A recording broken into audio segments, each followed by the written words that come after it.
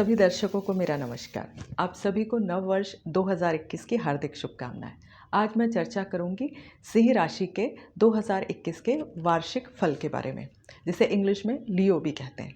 तो सिंह राशि की जो 2021 की वार्षिक कुंडली बनने वाली है वो इस प्रकार होगी। उनके जो लग्नाधिपति या राशिधिपति हैं, राशि के अधिपति धनेश के साथ, धनेश जो बुध है वो उसके साथ पंचम भाव में धनु राशि में स्थित होंगे। मकर या कैप्रिकॉर्न में जो छठे भाव में पड़ेगी वहाँ स्थित होंगे गुरु और शनि। राहु उनके 10th हाउस या दशम भाव में रहेंगे और केतु उनके 4th हाउस या चतुर्थ भाव में रहेंगे। चंद्रमा या मून जो द्वादशेश हैं वो स्वग्रही द्वादश भाव में ही रहेंगे और मंगल जो नवम भाव के स्वामी हैं वो नवम में ही स्वग्रही रहेंगे। तो इस प्रकार होगी सिंह राशि वालों की कुंडली। अब हम देखते हैं कि उन्हें इस वर्ष क्या क्या फल प्राप्त होंगे। सबसे पहले मैं बात करूंगी उनके प्रोफेशन के बारे में, मतलब जिसमें जॉब एंड बिजनेस दोनों शामिल हैं। तो जॉब वालों के लिए ये साल बहुत अच्छा जाने वाला है। उसकी वजह यह है कि गुरु स्वयं अर्थ त्रिकोण में, मतलब 6th हाउस में, वहाँ के स्वामी शनि के साथ ही बैठे हुए हैं और उनकी पूरी दृष्टि जो है 10th हाउस पे भी पड़ रही है, दशम भाव पर भी और द्वितीय भाव पर भी, 2nd हाउस पे भी जो धन का स्थान है।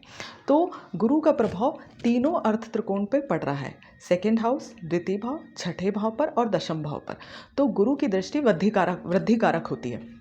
तो इसलिए जॉब में जो है वो एक तरह से कहना चाहिए बेटरमेंट होगा, न्यू अपॉर्चुनिटी मिलेगी, आपका रोल जो है वो ज़्यादा बेहतर हो सकता है। पॉजिटिविटी जो है वो उसमें हमें काफ़ी अच्छी दिखाई दे रही है, बहुत सकारात्मक परिणाम आपको मिल सकते हैं।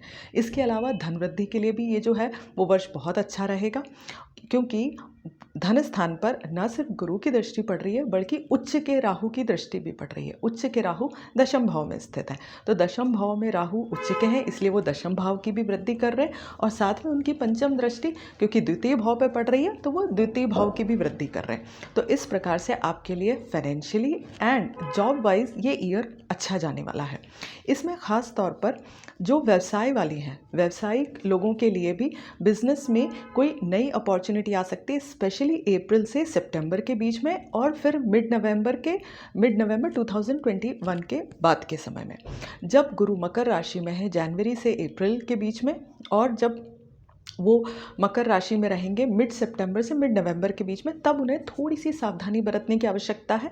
हो सकता है उन्हें लोन लेने की आवश्यकता पड़ जाए या फिर अपने किसी पार्टनर के साथ उनके थोड़े से मत वैभिन्न हो सकते हैं, परंतु ओवरऑल व्यवसायियों के लिए भी ये साल बहुत अच्छा जाने वाला है, क्योंकि धन वृद्धि और काम में वृद्धि तो उनके भी होने वाली है।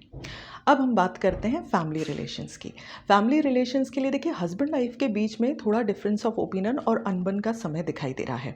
उसमें खास तौर पर उनको ध्यान रखना है, जब गुरु मकर राशि में ही जनवरी से अप्रैल के बीच में रहेंगे तब ध्यान रखना है, और उन्हें मिड सितंबर से मिड नवंबर के बीच में भी आपसी संबंधों का थोड़ा ध्यान रखना है। जब गुरु और शनि दोनों अस्त होंगे मिड जनवरी से मिड फरवरी के बीच में भी, तब भी हल्का सा तनाव हो सकता है या फिर लाइफ पार्टनर की सोच आपकी सोच से नहीं मिल सकती है। ये वही समय होगा जब बिजनेस के मामलों में भी आपको लग सकता है कि हम प्रयास तो कर रहे हैं बट रिजल्ट मिलने में थोड़ी सी देरी हो रही है। और बाकी संबंधों की बात करें, अगर हम माता पिता के साथ और भाई बहनों के साथ, तो वहाँ आपके संबंध ओवरऑल तौर पर ठीक रहेंगे, औसत रहेंगे, क्योंकि वहाँ पर केतु स्थित है। तो केतु की वजह से कभी कभी मन में थोड़ी सी खिन्नता आ सकती है, या आप कभी थोड़ा सा विरक्ति का भाव परिवार के प्रति महसूस कर सकते हैं। आपके विचार अन्य परिवारजनों से थोड़े अलग हो सकते हैं। इसमें भी आपको खास तौर पे तब ध्यान रखना है जब मंगल, जो कि चतुर्थ भाव के और नवम भाव के स्वामी हैं, जब मंगल होंगे नीच के, वो नीच के होंगे जून में और 20 जुलाई तक। तो जून से 20 जुलाई तक आप घरेलू संबंधों के मामले में थोड़ा सा सतर्कता बरतिएगा।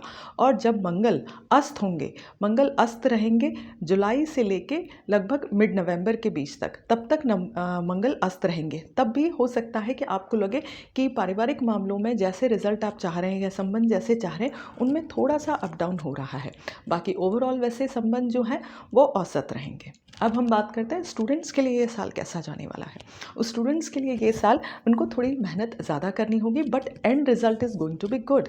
मतलब उन्हें अपने प्रयासों का अच्छा फल मिलेगा, स्पेशली उन लोगों को जो लंबे समय से कॉम्पिटिटिव एग्जाम्स की तैयारी कर रहे हैं। ये उन्हें कंपटीशन में सक्सेस देने के लिए ये समय बहुत अच्छा है। बस आपको मेहनत आम समय से ज़्यादा करनी पड़ेगी, क्योंकि गुरु नीच के हैं, वो छठे भाव में बैठे हैं। वो आपकी विजय तो दिखा रहे हैं, परंतु दिखा रहे हैं कि आपको प्रयास ज़्यादा करने हैं।